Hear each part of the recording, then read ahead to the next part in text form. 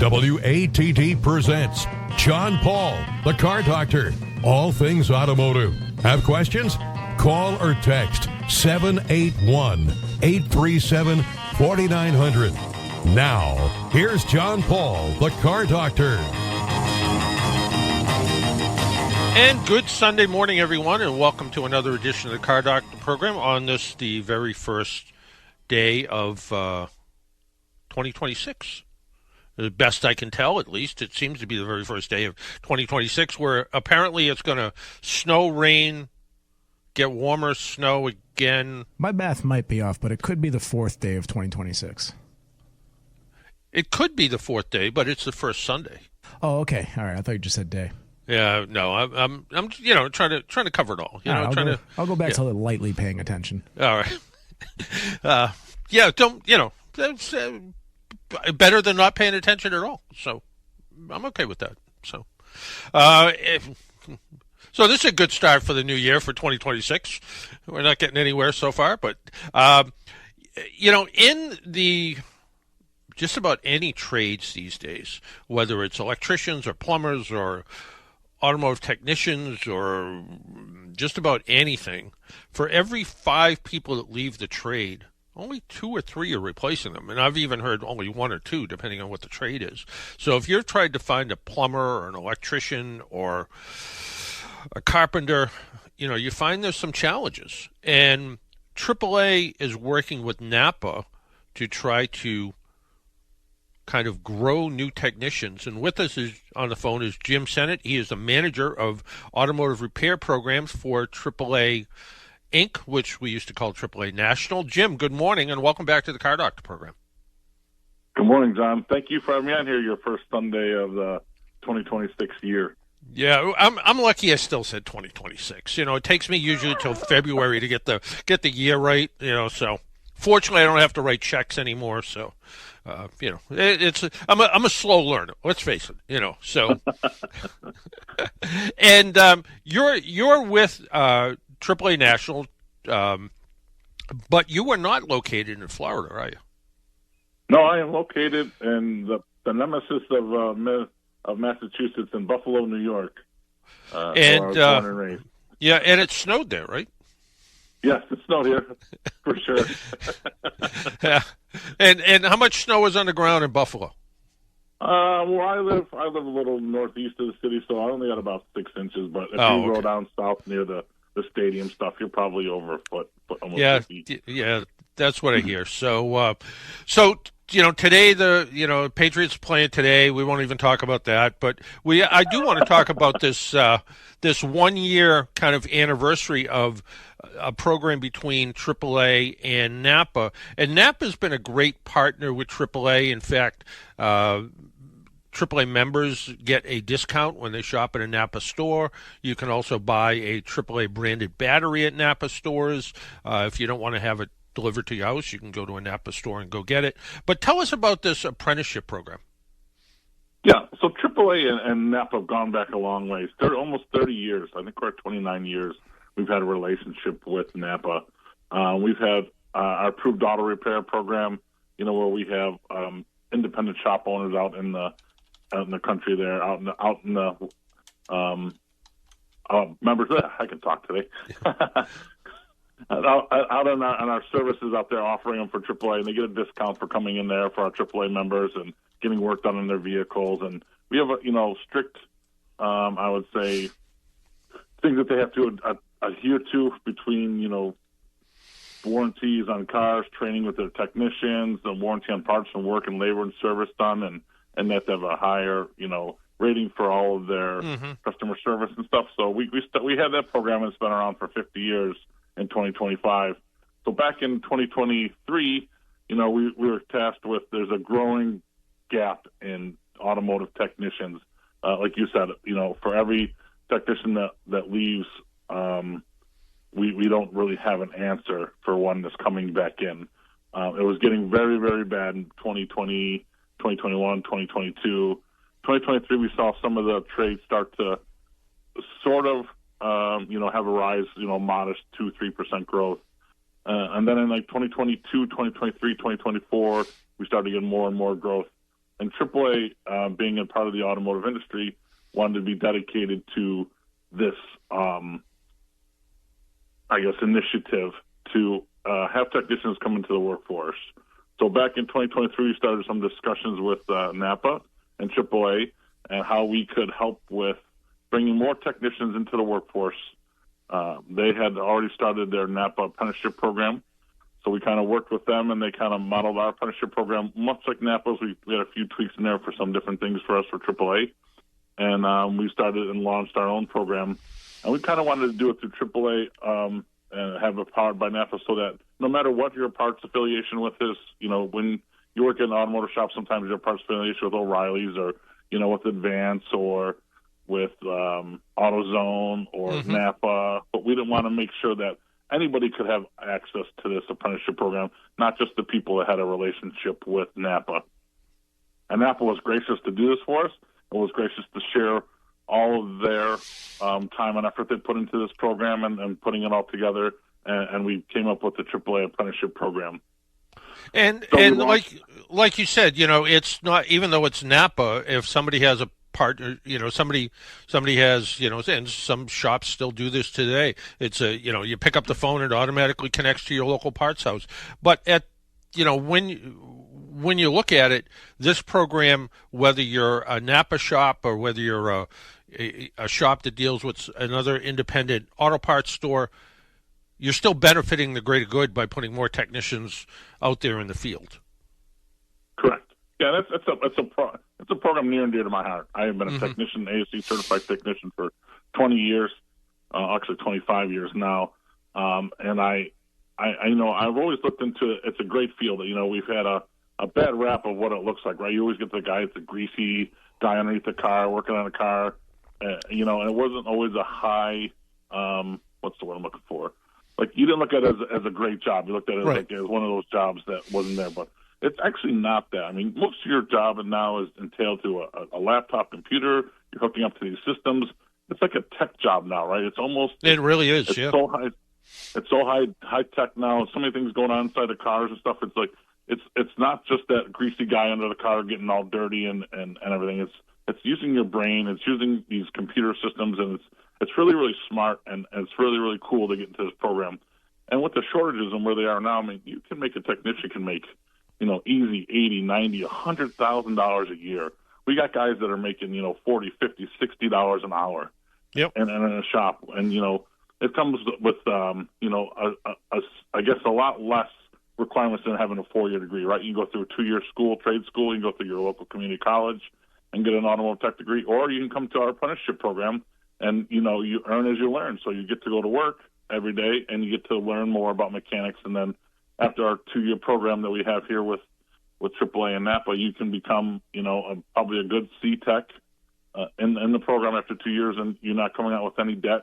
You've earned money along the way as you're collecting a paycheck. You're still working, and then you're also learning new trades while you're doing it. No, we're fortunate here in Massachusetts where we have free community college, and that includes one of the, in my opinion, one of the best community colleges, which is Mass Bay Community College, and they have automotive programs with Toyota, with GM, with Stellantis, and they have in the same school, they actually have, I think they have Hunter and a couple other kind of spin-off classes that run out of that. But when you combine that with a program like this where you can do e-learning and all of that, you brought up a good point. There's people out there, and you said, there's guys out there making $40, $50 an hour.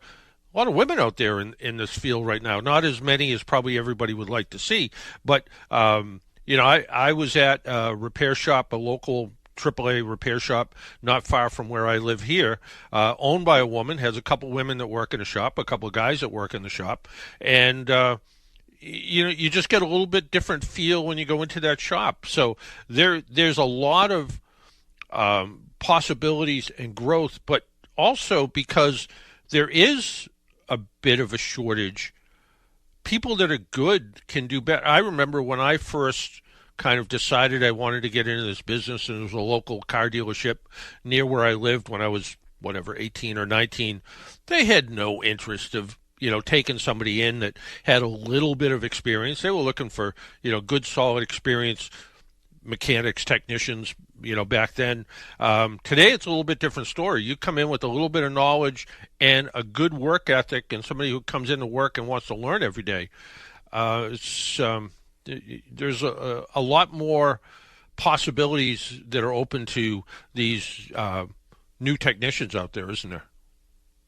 Definitely, and like you said, women. It's a huge thing in there. I think about 5% of the workforce is now women in the automotive industry. Mm-hmm. Which is pretty cool. I mean, look at Mary Barra, right, the CEO of General Motors, who started in an engineering program, a technician program at GM, and worked her way up to be the CEO. So it's pretty cool to see that. I think the growth in all trades are common, like the last couple of years here in New York State. If you are between the ages of 18 and 15, you don't have a degree at all, and you want to go back and become into the trades, they will send you to free community college, much like Massachusetts. Yep. And they started that program last year, and we've seen the enrollment rates explode into the automotive trades and into all the other trades too, because that's a great program to have in there and having trades. And we know some people are going to go through the trades and they're not going to make it, or they're going to get jammed up somewhere and have to go to work or whatever. But there's a bunch of avenues with AAA, and this is what we like to do. Is we have maybe if you don't make it all the way to an automotive technician, you can be one of our roadside technicians at driving a tow truck, or our roadside problem solvers, where we're out there changing batteries and tires and getting cars unlocked and stuff. So there's a lot of avenues that you can come to off of the automotive field, right? You can go to a service writer, service manager. You can be a service director in big, huge dealerships and stuff. So there's a lot of avenues that you can take with automotive when you start with automotive, and you can branch out into, manufacturing. But also with this program with AAA that we have, it's also reskilling. So say you've lost your job, right? You were working at a factory, or you were working somewhere where the jobs were downsized and you're moving back in there. It's a great way to get into the workforce and into the automotive field with little or no experience. And we'll train you as you learn and as you earn, and you get a job with a shop, and then you work your way up. And it's a great, great thing. And then the other cool thing that NAPA does for us, at the end of the completion of this program, we have all the names in there, and they offer the technician and or the shop that they're working for, a tool starter kit with a toolbox and everything at a discounted rate through their Carlisle tools and stuff with NAPA, and they give them a great rate on to get them started into the industry and into the program. So it's pretty cool that all the things that NAPA has done for us to make this successful program for AAA and for NAPA. It really is, and I think one of the key things, and the recap program that was on before my program this morning, there was a young woman, and she law school, Harvard, whatever.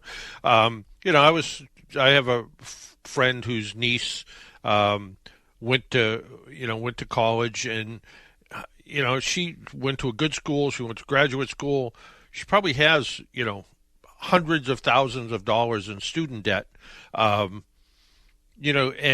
it's going to take a long time, even with a good job. It's going to take a long time to pay that debt off, where you can, like you said, you can make, $40, $50 an hour, $60, $80, $100,000 a year, and do it with no student debt.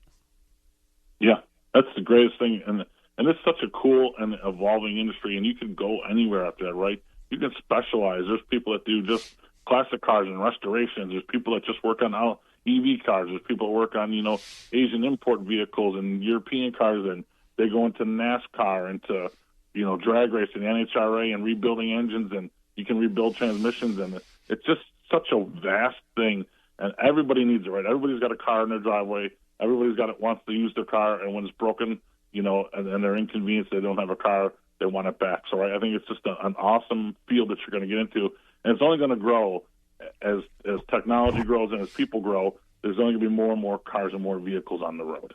Yeah, you're right, and it could be, it may be an electric vehicle, and people look at that and go new technology, and but I'm old enough to remember when like electronic ignition and disc brakes came out, and I remember some of the old time mechanics I work with were like, oh, that's got that electronic ignition in it, and then we found out it's pretty easy, or those disc brakes, those are complicated. Well, because you didn't know what they were. The same thing with electric cars. You find out, yeah, they're rolling computers, but they're still mechanical. And something goes wrong with it, you can still fix it. And I think one of the keys to this business, somebody who gets into auto repair one way or another, they tend to do everything. I remember when I took an air conditioner course, and the instructor of the course came back and said, well, if you understand the basic of this, you can go home and fix your beer cooler at home. And he was right, because you understand car air conditioning, you can understand refrigeration, and you can look at it and try to figure it out. So I think automotive mechanics, automotive technicians tend to look at things a little bit differently, and they tend to fix stuff. And sometimes, it goes a little bit out of control, because sometimes they want to fix people.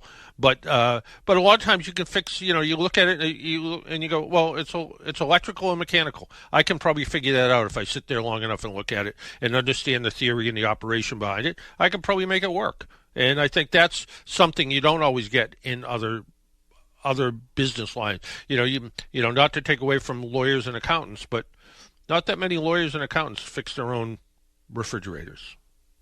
Right, like in automotive, right? You can fix your lawnmower, you can fix your snowblower, you can fix your weed whacker, you can do a bunch of other stuff. I think with the aptitude, mechanical ability, right? Like you just have an idea of how things work and take it apart, and whether it be a bicycle or whatever. When I was younger, I used to take apart my lawnmower and fix it, or I used to take apart my bicycle and try to, make it better, right? And I think that's where it comes from. And I think when you have mechanical aptitude, in the United States, we kind of push them towards an engineering degree and push them towards a four-year college. And a lot of those guys are missing out. A lot of those people, young ladies, men, women that are out there are missing out on a great career in automotive, because it's you don't need an engineering degree. You can get a 2-year degree, and you can start to work in the workforce, and you can make a big difference, and you can be doing stuff out there.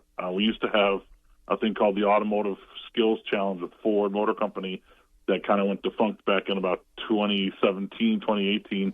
And it was a great program where we used to have students from across the country, compete to be a part of this program.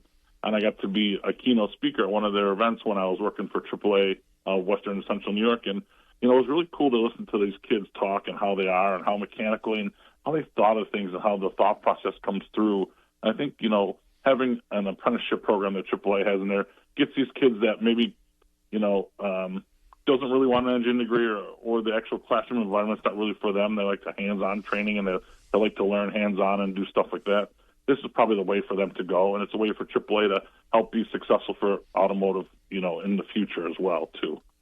Yeah, it really is. And the what was originally the troubleshoot contest and Plymouth Troubleshoot and then Chrysler and Ford Auto Skills. Again, one of my favorite programs. And I was fortunate enough that I was asked to be down and kind of MC the outdoor event, I guess, to fill some time while everybody was working on the cars, and I got down there to be a judge before, and it was such a great program, and to see these kids from all across the country competing was fantastic. If people want to find out more information about this program, where do they go? If it's a student that wants to do this, a school that maybe this is we have some school teachers that are listening now that go, what, I'd like to add, have another option for our kids that are graduating, or maybe in the summertime they can get involved with some of these programs. Where can they find more information out about this program? You go to AAA.com/auto repair.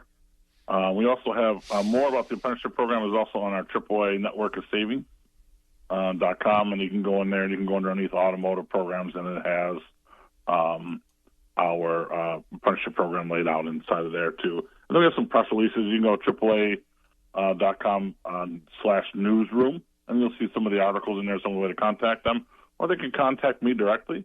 At my email address is jsennett@AAAnational.com, and I'll be more than willing to answer any questions anybody has or any things that I can help guide them towards, getting into the program or becoming part of it. Well, it's kind of funny. Well, we were just talking. You said, the address where you can look stuff up.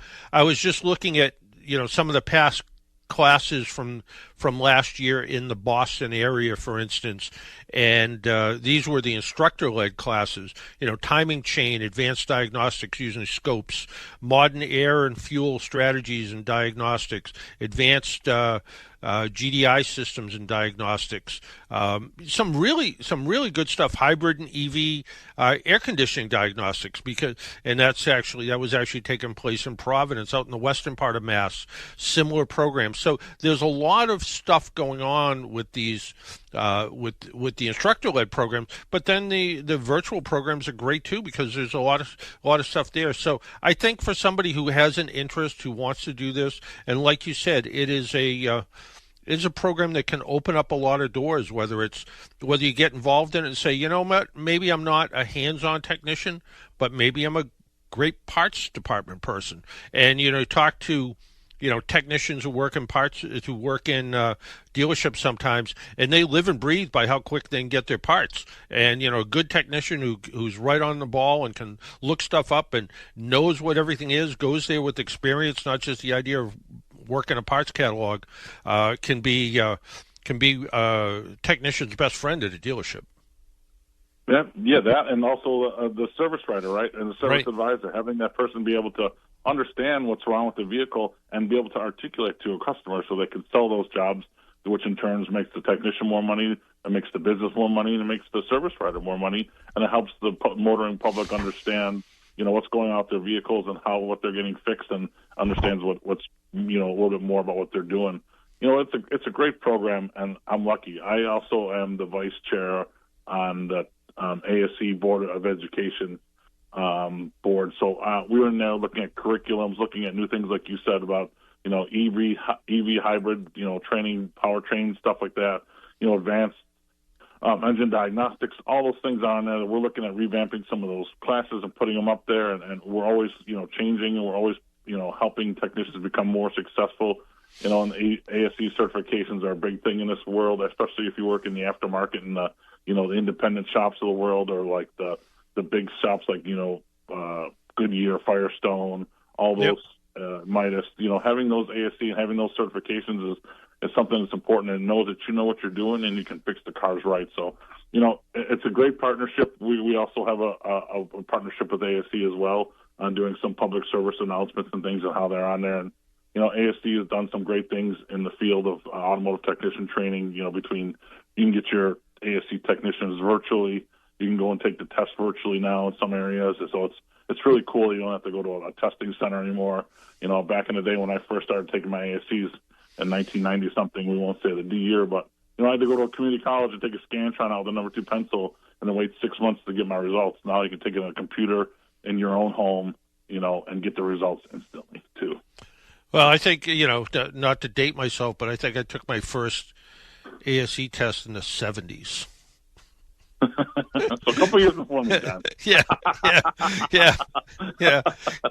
And I think I became an ASE master I think I had to when I came to work for AAA. I think I kind of told myself I had to do that. That was probably in 85 or 86. So long time with the ASE folks, and and it's a good way to for a shop to kind of say we're a little bit different than maybe the folks down the street. Hey Jim, I want to thank you for taking some time out of your Sunday and joining us. And you can still watch the Patriots. It's okay. I'm definitely be watching the Bills game today.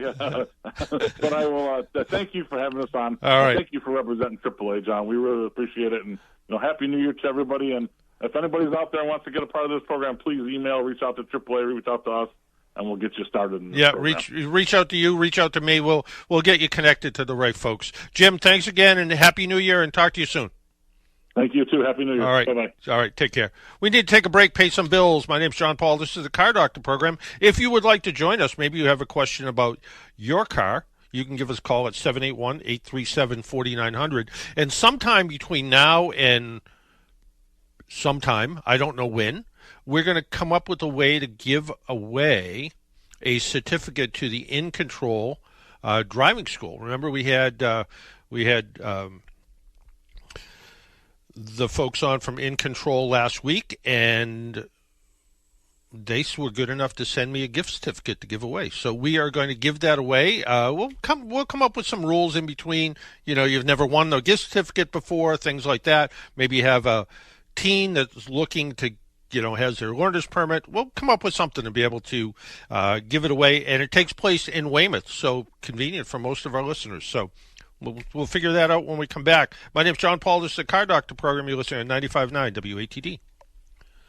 Even car geeks and do-it-yourselfers rely on AAA to give them extra peace of mind on the road. AAA offers 24/7 roadside assistance, whether you're in your own vehicle, a friend's car, or even a rental. Combine that with great rates on insurance, hotel, gas, and dining savings, and discounts on 8,700 brands, and you're covered on and off the road. Get a special membership offer today at AAA.com/join. That's AAA.com/join. Tonight is different, it's gonna be great. Hey, I'm Ashley Jordan. Tune in to Twilight Showcase Radio, hosted by Sandy Stride and Keith James on 95.9 WATD and 95.9WATD.com. Search for Twilight Showcase Radio on Facebook and visit twilightshowcase.org. Twilight Showcase, tonight from 8 to 10 on 95.9 WATD. Make an appointment Sunday morning at 11 for John Paul, the Car Doctor, on 95.9 WATD. Now, back to the Car Doctor.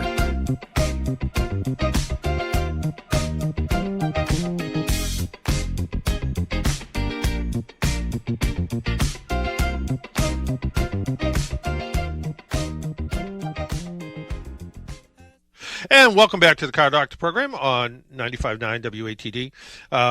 Yeah, Jesse and I get talking during the breaks, and it gets out of control sometimes. What can I say? Well, like I said, last week Dan Strollo was our guest on the program, and he's the executive director of the Incontrol Family Foundation. They've been around since a long time, late 80s, I think we decided, teaching people how to drive defensively, not driver's ed, which most people take in Massachusetts, but this is a little bit different. This is learning how to stop in an emergency, how anti-lock brakes work, how when you step on the brakes, the weight transfers to the front wheels, so you have more weight on the front wheels, which gives the car more control, things like that. And he sent me along a gift certificate to give away.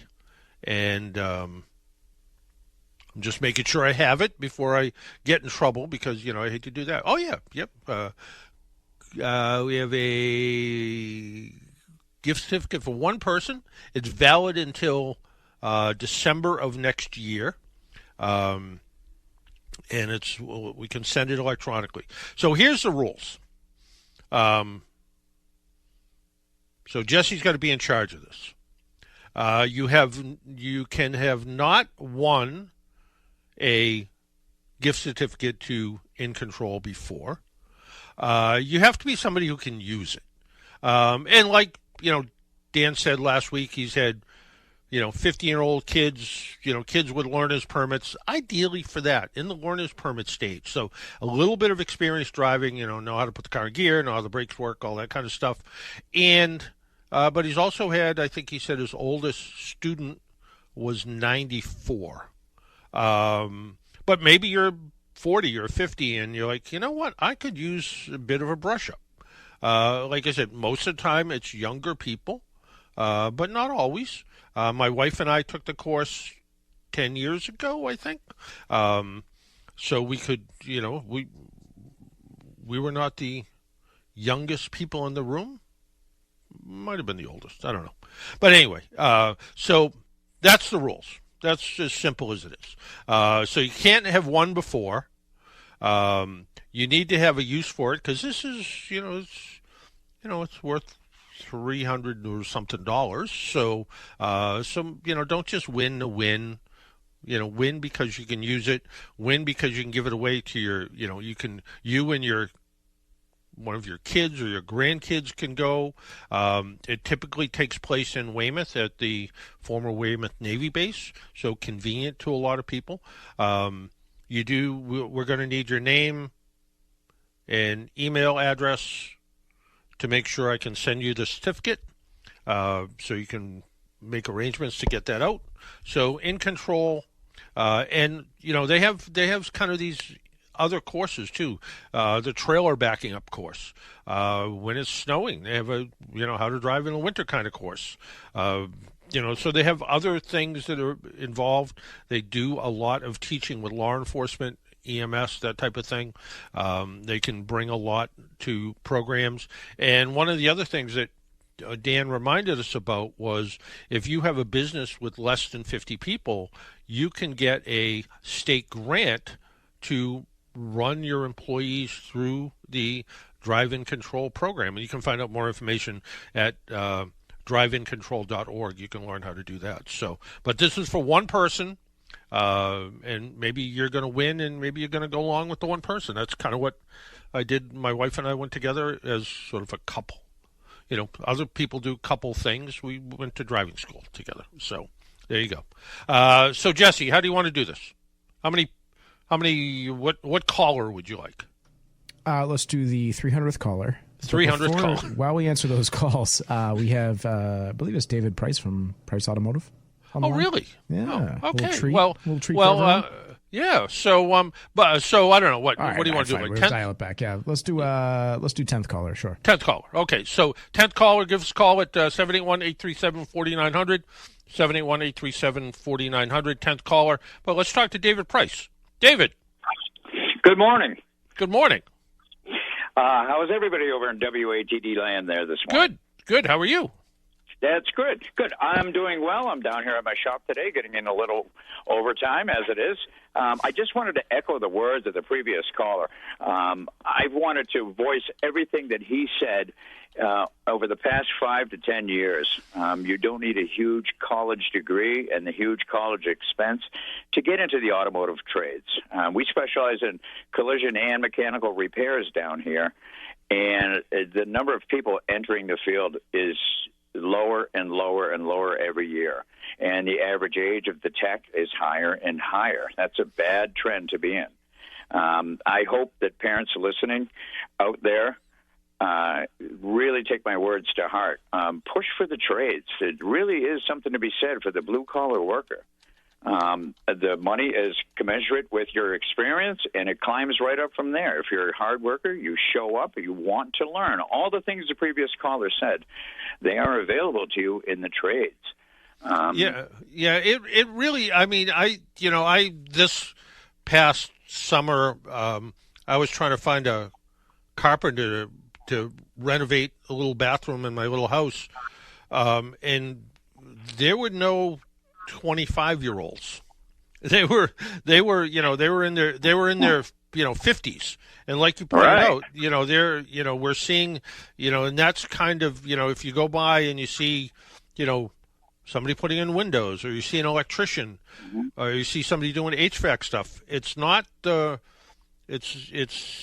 older folks doing it. Like you said, that's kind of the scary part that, like we started this interview with, for every 5 people leaving the trade, maybe 2 are going back into it. And that's going to make it tight for people to try to get their cars repaired, body shop work done, or that leaky toilet replaced.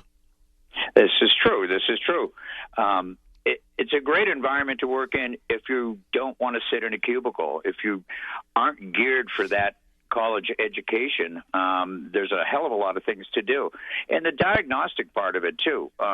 When you're diagnosing problems and you see how things fit together, you absolutely transfer that to other aspects of your life. My children all grew up with dirt bikes and snowmobiles, and when you're broke down on the trail, you don't call AAA. You dig in and with what you have and your knowledge that you carry with you. That does carry on into all aspects of your life. It really does. Yeah, like I said, when many, many years ago when I took a air conditioner course, the guy teaching the course said, you can go home and fix your kegerator if it breaks, because it's basically the same system. And if you understand the operation of it, you can figure it out. And I think a lot of people in that trade, whether it's auto body repair or mechanical repair, they're hands-on people, and they tend to fix stuff, I guess is a good way to say it. Absolutely. I got a shirt for Christmas. It says I'm an engineer, which basically means I fix stuff and know things. So anybody can be an engineer without the engineering degree. Dig in, find a local repair shop. Everybody knows where I'm at down here. And I'm always willing to take on the less experienced people. They got to show up. They have to work hard. They have to want to learn all the things the other caller said. It's just a good trade for me to be in. I've supported myself and family, 3 children, and a house is property, and it's all through hard work. You just have to want to show up, want to learn, and want to work hard, and want to fix things. Yeah, I think I remember I was at a guy's shop one day, and a young kid came in to see about a job, and the guy said to him, hang on a second, I got to finish up with a couple customers. And the kid was standing there. He looked at me, and I looked at him, and he looked at me again. And he picks up a broom, and he starts cleaning up. And the guy comes out, and he goes, what are you doing? And he goes, well, there's some junk on the floor, and I was just sweeping up because I was waiting for you to show up. And he goes, can you start tomorrow? Yeah, you're hired. You're hired. Yeah. That's absolutely right. No, absolutely. And Price Automotive, you're on Ferry Street? Ferry Street, Marshfield, right on the road to Hummerock down here. That's what I thought. I think it's the oldest continuously operating business in Marshfield. I purchased it from the Oxner family, and that's a well-known name here in town. In fact, they used to have a program on local access TV, Our Father's Time, I think it was called. But it's been a fixture forever, and I'm very proud to have a shop of my own. Chris Oxner might actually be listening. Hello, Chris, if you are. Former VP at Sullivan Tire. He was a great guy at Sullivan Tire. I know this. And that's another great organization, too. Always willing to take on younger people because they're just not getting into the fields. Short of saying, we'll take anybody we can get. We'll take people that want to show up, people that want to work hard. And, again, I stress to the parents that are listening out there, push towards that trade, any trade, really. You don't need a college degree to make it in this world. You need to be able to show up and work hard. So yeah, absolutely. Absolutely. All right, hey, I want to thank you. I want to thank you for listening and call in anytime. All right. Thanks again. Bye-bye. All right. Take care. Take care, Dave. Bye. If you would like to call in, talk about your life, 781-837-4900. You got a car question you want to call in? Jesse, how'd we do with the 300th caller? Probably could have done 300, but really? Yeah, Tom from Pembroke ended up winning. Oh, okay. All right. Okay, good. So you'll email me his address so I can send it along and all that sort of stuff. So I have done so. You have? Wow. You are quick. Well, I use carrier pigeons, so who knows when you'll get it. But well, yeah. It is the interwebs and all that sort of stuff. So, but yeah, if you want to talk to us, our phone number is 781-837-4900. Always nice to hear from people when they call in, whether it's somebody who owns a repair shop, somebody has a car question, anything like that. We can take care of it all right here on the Car Doctor program. Got an email just this morning from somebody who said, maybe you can help me with something, and they said, let's see, it starts off, I have a 2002 Subaru Forester and have never had any problems with it. Well, until now. It has only 82,000 miles on it, runs well. However, the last time I drove it, I couldn't get the key out of the ignition when I got home. Luckily, it's in my garage and I have a spare key. That has never happened before. Doing some research, I found out I was pretty lucky that it hadn't happened before. Is there anything I can do other than bring it to the mechanic to have it taken out? And because I was sitting here answering car questions, which I do every Sunday morning, I try to spread my time out a little bit. I will try to answer. I look at my phone or my laptop or my tablet all week long, try to answer people's car questions. And so I'll try to do it. But I try not to sit for hours and hours at a time. So, but I do look a lot. So is there anything they can do? Probably not. You can try moving the shifter back and forth, in and out of park, in and out of park, in and out of park. But the way the system works, at the base of the shifter, there's a little mechanical switch, like a little pressure switch. And the little pressure switch, when it goes into park, closes or opens a contact, it sends a signal to the body control computer. The body control computer sends a signal back up to the ignition interlock switch, part of the ignition switch, and it says, okay, you can rotate the key back and take the key out. It won't let you do that if, for instance, the car's not in park or just park, actually. So you can't take the key out with it in gear, for instance, and have it roll away. So it's a safety feature. It's kind of a clunky safety feature because it uses a series of mechanical things that are hooked up electrically. So it's a combination of items, the way it all works. So it can be a little bit awkward.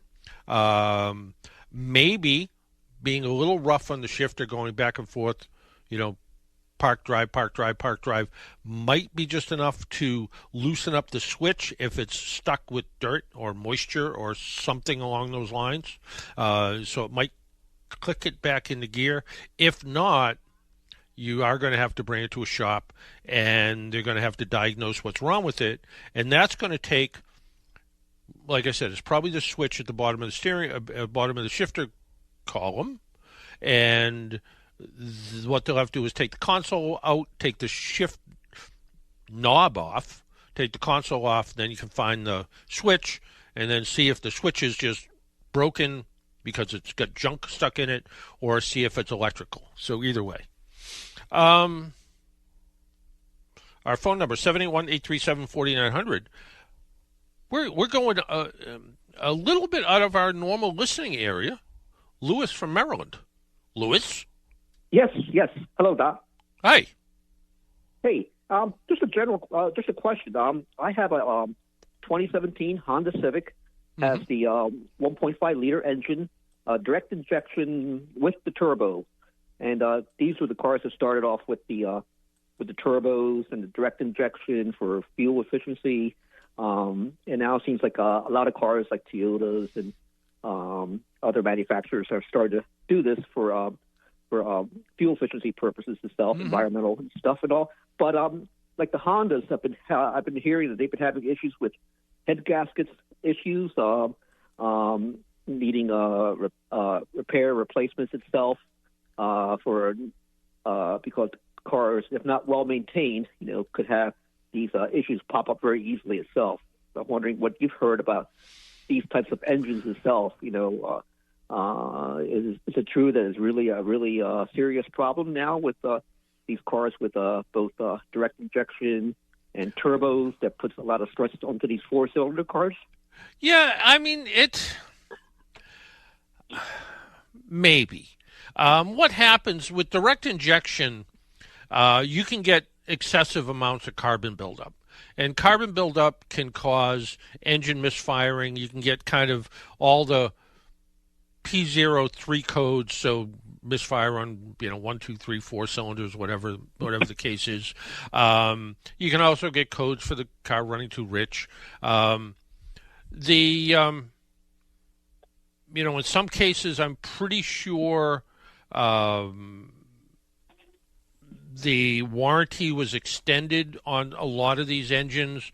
The normal Honda warranty is 5 years to 60,000 miles. I think what they did is they extended it to 6 years and unlimited mileage on all the major components. Any turbocharged engine that is not particularly well maintained can suffer because, let's face it, back in the back when there was big V8 engines that had huge cubic inch numbers and still only made 200 or 300 horsepower, they weren't working very hard. Now all of a sudden you take a 1.5 liter engine that makes, in some cases 300 horsepower because it's turbocharged, it does put more stress on the engine. The upside of all that is that most of the time you're driving it pretty normal. The turbo's not really working that hard. It's not really putting that extra pressure on. Now, if you're somebody who, drives like, you just got into a video game, that engine's going to suffer a little bit more. But I think for your car, especially now where you said it's a 2017? Yep. It just clocked 100,000 miles, but I'm the original owner, and I've done oil changes every 4,000 miles. They're very well maintained. Yeah, and that's just it. Do all the regular maintenance. Don't beat the daylights out of it, and just follow the maintenance minder that Honda uses. And if you want to do a little bit more than that, if you want to kind of look at some of the other stuff, but follow the regular periodic maintenance. And it's but there isn't these Honda and Toyota make some of the best stuff on the planet. So that's a good start right there. So like I said, follow the regular maintenance stuff. Do, like you said, do the oil change regularly. You're doing it. You're probably even doing it maybe just a little bit early, and that's fine. Make sure you use a good quality oil. I use the Castrol. Yep. So,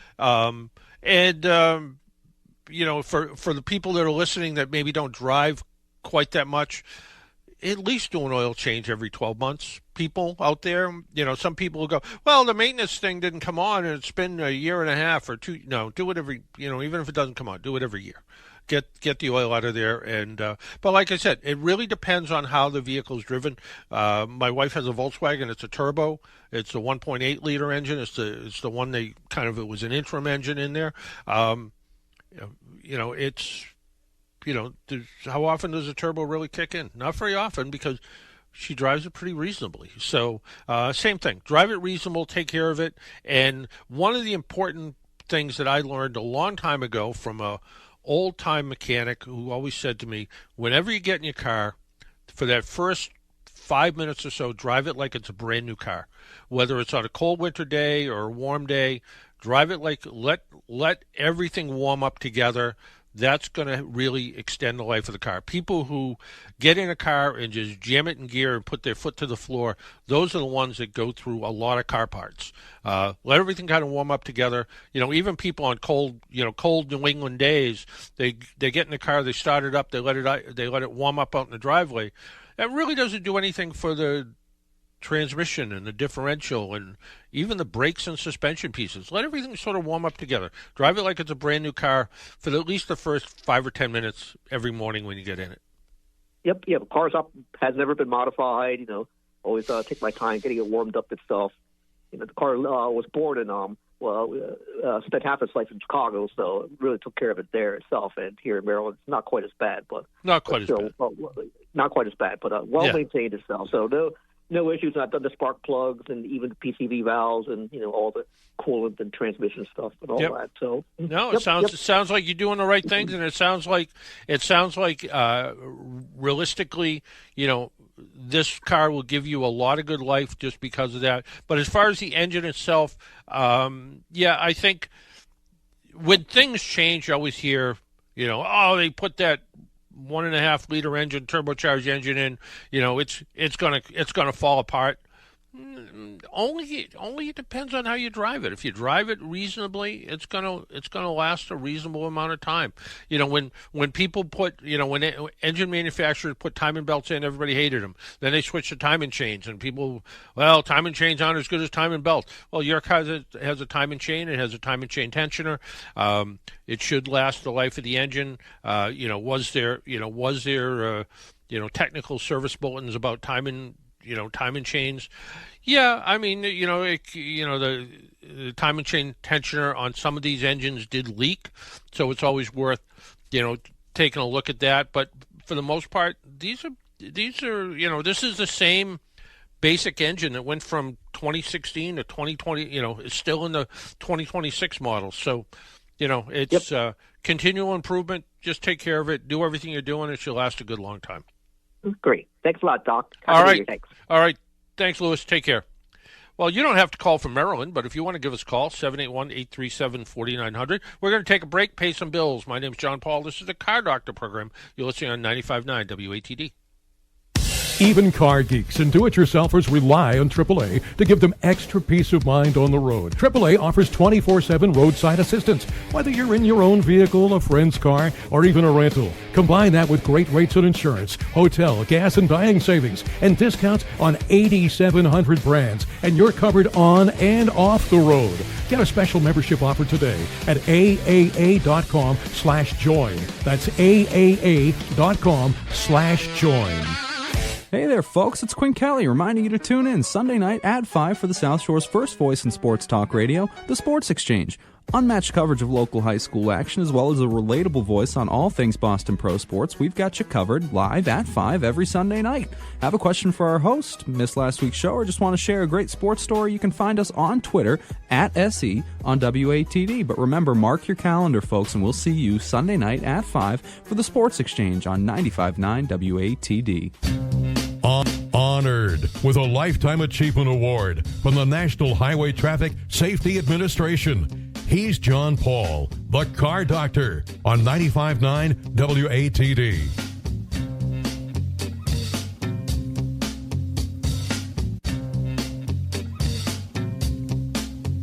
And welcome back to the Car Doctor program. If you would like to join us, our phone number is 781-837-4900. If you want to call in and talk to us about your car and your car problems, and love to hear what's on your mind. I was, like I said, answering questions this morning and yesterday, and if you have a question about your car, you can always email me, and I will always try to do my best to try to answer it.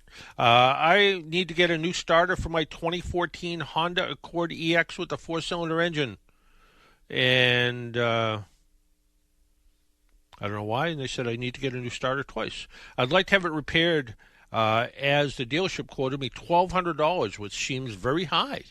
Can you advise me here on what to do?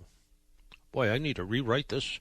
And if the dealership is charging me the proper amount or overcharging me. Well, I use a combination of things. I use a motor manual that came with my Harbor Freight T10 scanner. I get, I think, a 2-year subscription of that. I use AllData mostly because I've been an AllData customer since AllData came out. I think in 1986, maybe.